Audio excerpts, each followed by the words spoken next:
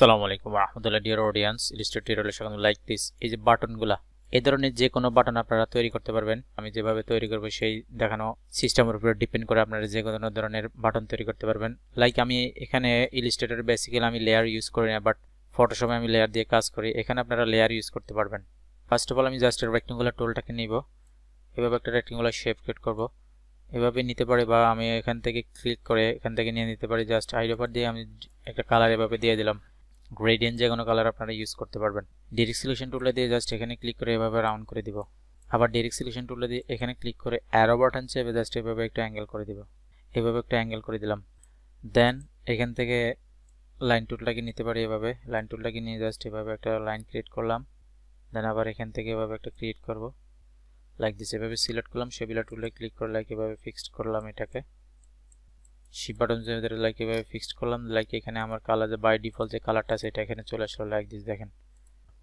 যে কোনো কালার আপনারা ইউজ করতে পারবেন ওকে লাইক দিস দেখেন একটা বাটন এখানে ক্রিয়েট হয়ে গেল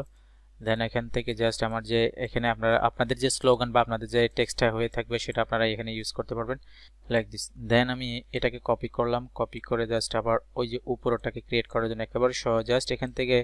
সেম জাস্ট এটাকে জাস্ট এখান থেকে সিলেক্ট করে এখান থেকে আইডি দিয়ে কালারটাকে দিয়ে দিলাম দেখেন জাস্ট এভাবে এটার গ্রেডিয়েন্ট হচ্ছে এই পাশে এটার গ্রেডিয়েন্ট হচ্ছে এই পাশে তো এটা আপনারা এই যে গ্রেডিয়েন্টের এখান থেকে এভাবে ডিফারেন্ট করে দিতে পারেন এই যে দেখেন ওকে গ্রেডিয়েন্টের এখান থেকে এভাবে ডিফারেন্ট করে দিতে পারবেন আপনারা ইউজ করে আপনাদের পছন্দ অনুযায়ী আপনারা গ্রেডিয়েন্টটাকে ইউজ করতে পারবেন লাইক দিস এখন জাস্ট এটাকেও গ্রেডিয়েন্টটাকে এটাকে এটার সাথে এটাকে ম্যাচ করে দিবে এভাবে এই যে দেখেন এই যে এই পাশটা একদম ক্লিয়ার কাট একদম ম্যাচ হয়ে গেল এটাকেও জাস্ট আমি এভাবে এখান থেকে গ্রেডিয়েন্টটাকে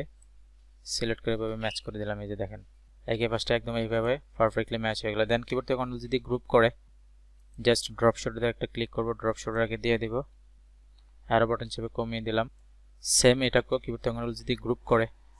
effects stylish slide drop shadow like this এখন আপনি আপনার টেক্সটগুলোকে দিয়ে দেন অল্টার বাটন চেপে দিলাম এটাকে দিয়ে দিলাম এখানে এটা নিচে চলে গেছে তার কারণ হচ্ছে আমার এটা শেপটা আমার উপরে শো করতেছে টেক্সটটা নিচে চলে গেল then arrange to bring to front দিয়ে দেব লাইক উপরে চলে আসলো এই যে এটাকে জাস্ট মাউসের ক্লিক করে এখান থেকে arrange to bring to front দিয়ে দিলাম লাইক আমার এটা এখন অল্টার বাটন চেপে ধরে আমি যদি এখানে পেস্ট করি দেখেন আমার উপরে থাকবে এই যে দেখেন ওকে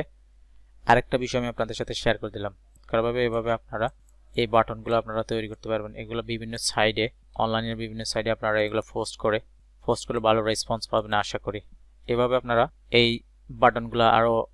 চমৎকারভাবে এখানে বিভিন্ন কালার আপনারা ইউজ করতে পারেন আরো চমৎকারভাবে আপনারা তৈরি করতে পারবেন নিজেদের ইচ্ছা মতো নিজেদের পছন্দ অনুযায়ী আপনারা নিজেদের মতো করে তৈরি করবেন